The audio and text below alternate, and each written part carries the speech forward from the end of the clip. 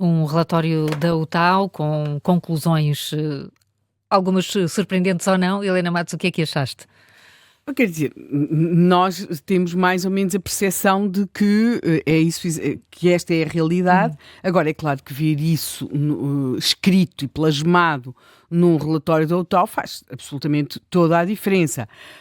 Todos nós somos regularmente informados do número crescente de funcionários da administração pública e também da insuficiência dessa mesma administração pública em responder às exigências que coloca aos cidadãos de resposta, ou seja, onde isso se vê muito bem, até num setor que é sempre dado como estando em crise, boa parte daquilo que se chama crise do setor da habitação passa pela incapacidade das administrações públicas em cumprirem mesmo com aquilo que exigem, ou seja, aquilo que se exige para um licenciamento de obra é todo um conjunto, uma burocracia que aliás agora foi simplificada, porque a dado momento a resposta foi simplificar os procedimentos, já que a administração pública não consegue responder em tempo. E voltando aqui à questão da habitação, aquilo que se vê é que os prazos de resposta por parte da administração pública não são cumpridos, o que atrasa muito. Depois é curioso, nós temos aqui um artigo, ela escreve muito sobre esses assuntos, como sabemos, por exemplo, da Margarida Bentes Penedo, que além das responsabilidades que tem na autarquia em Lisboa, responsabilidades políticas, ela é arquiteta de profissão. E, portanto, ela dá sempre muito conta de todo esses processos, todo esse procedimento e diz que nunca lhe aconteceu como arquiteta que um dos seus projetos, portanto que fez como arquiteta, ficasse melhor depois de passar por todo aquele procedimento burocrático. Para lá disso, e que é um custo, ou seja, o mau funcionamento da administração pública traduz-se num custo.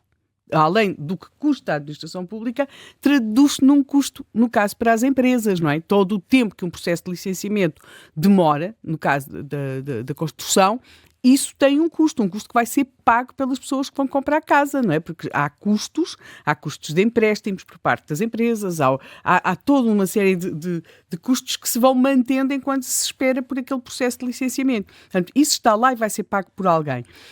E para lá disso, depois temos a incapacidade da administração pública em responder àquilo que ela mesma exige que os cidadãos lhe perguntem.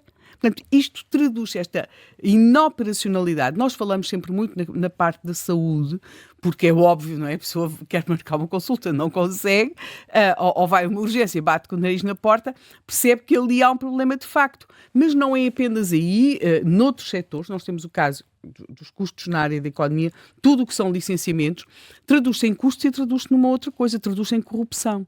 Porque muito daquilo que nós chamamos de corrupção não é tanto, ou não é tão só procurar influenciar a decisão no sentido de aprovem, é no sentido de saber o que é que vão responder. É a tentativa de acelerar os processos de modo a conseguir ter uma resposta em tempo útil para saber se pode ou não construir, se pode ou não criar uma determinada atividade económica numa determinada zona. Portanto, o mau funcionamento da administração pública traduz-se também nessa...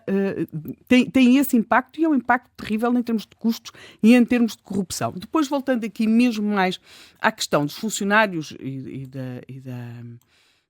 da forma com a falta de dados, aliás, a UTAU refere muito a questão dos microdados.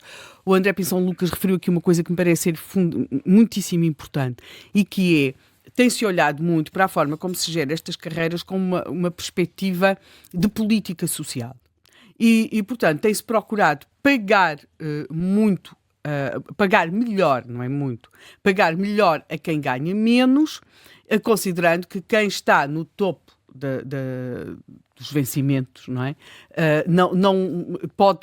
Não tem de ser tão valorizado. Isto criou sistemas de perversão, isto teve consequências perversas. A primeira e mais óbvia delas é a não atratividade de algumas carreiras na função pública, nomeadamente ao nível de determinados quadros.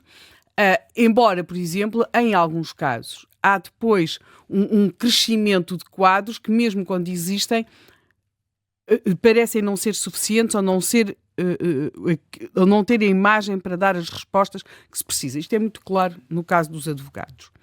A administração pública está cheia de advogados. Autarquias, tudo isso. Contratam-se gabinetes jurídicos. Contudo, recorre-se cada vez mais a pareceres e a consultorias externas nessa área, caríssimas, não é? Que não se percebe então, quer dizer, eu não estou a dizer que não se deva recorrer, estou só a perguntar, quer dizer, como é que isto se explica, não é? Porque cada vez mais a própria administração pública recorre a serviços fora, Sim. o que nos leva à pergunta, então, e aqueles que estão lá, não é? Portanto, há redundâncias. Há redundâncias e não só. Também tem havido uma perda de autonomia e de perfil nas direções da administração pública. Eu acompanhei e achei que isso foi muito visível, por exemplo, na degradação daquilo que é a figura do Diretor-Geral de Saúde ou Diretora-Geral de Saúde, que por razões óbvias, não é? Esteve com uma grande exposição. E aquilo que se percebe, por contraste do que era o perfil da Diretora-Geral de Saúde durante a pandemia, com aquilo que tinha sido o perfil técnico e de independência face ao poder político, e a isto a incluir o próprio Estado Novo, e depois, durante a democracia, percebe-se que houve uma degradação da figura, do perfil técnico e da autoridade técnica por parte dos diretores-gerais. Uma área onde isso é evidentíssimo é a área do ambiente. Não é? Em que, por exemplo, os responsáveis pelos parques, não é? Parques naturais, tinham e mesmo a Direção-Geral do Ambiente, tinham um perfil de autoridade que se tem perdido.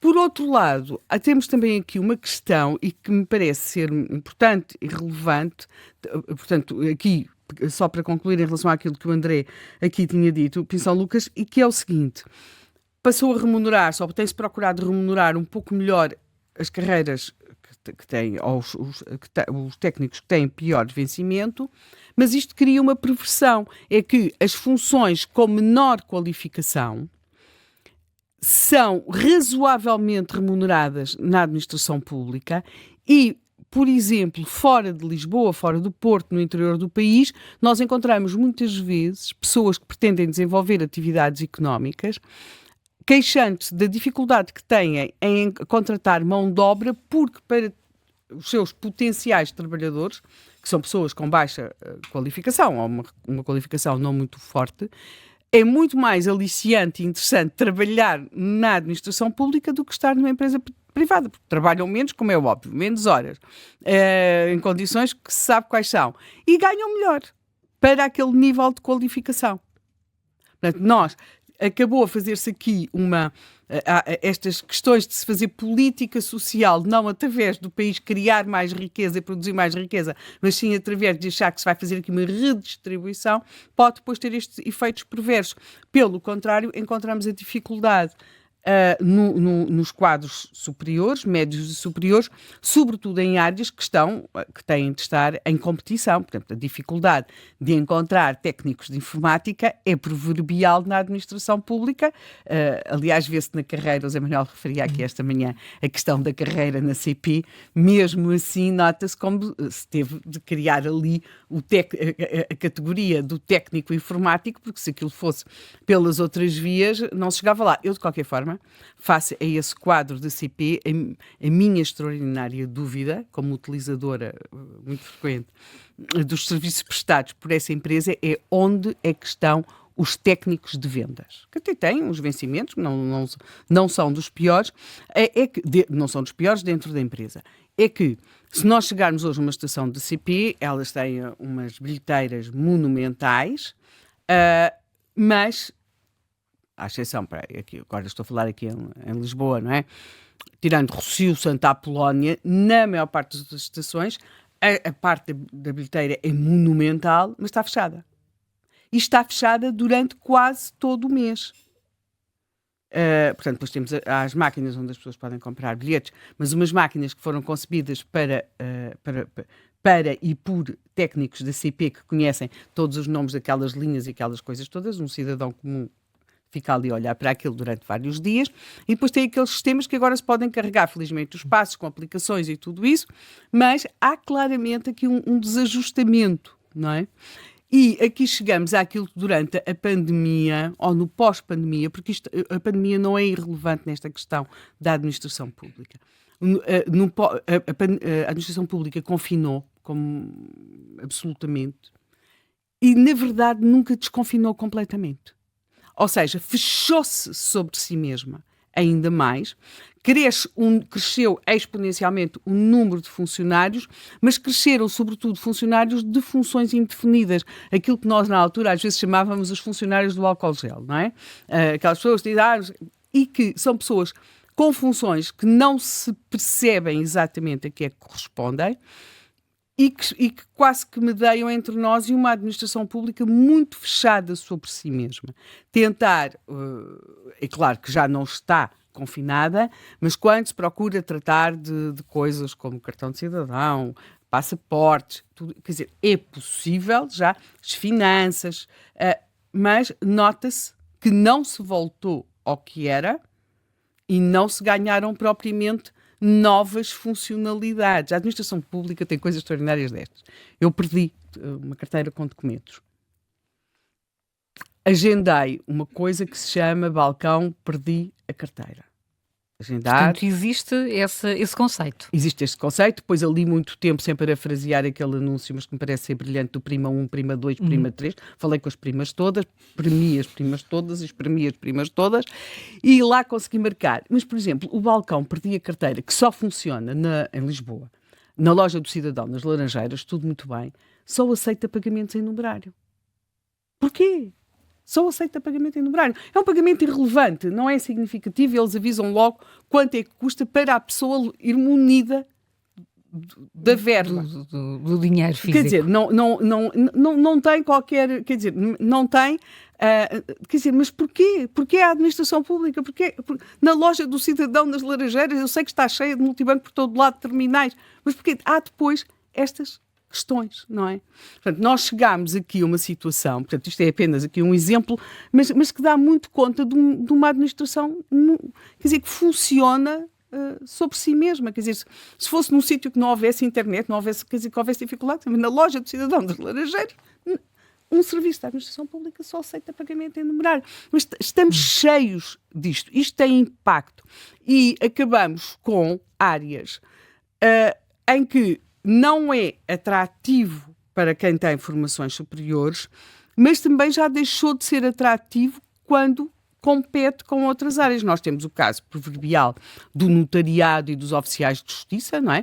Com uma idade, a idade é elevadíssima, a carreira é de facto muito pouco atrativa e que é um setor que está em greve. Quer dizer, foi agora assinado um acordo, vamos ver se desbloqueia, porque de facto e note o impacto que tem o mau funcionamento dos tribunais, ou o seu demorado funcionamento. Nós somos informados todos os anos que abrem concurso, eu acho que isto é o sinal mais evidente, abrem concurso na área da justiça, na área das forças de segurança, e ficam vazios. Ou quase vazios. E aquilo que se tem feito muitas vezes é baixar os critérios de exigência para conseguir atrair. Portanto, nós falamos muito dos professores, são o caso dos serviços nos quais nós esbarramos com a porta, com o narizinho na porta, o caso da saúde, ou temos de trazer as crianças para casa, mas não é apenas aí. Portanto, nós temos aqui uma administração pública que cresce, mas parece crescer para dentro. O que gera no cidadão uma sensação de perplexidade, não é?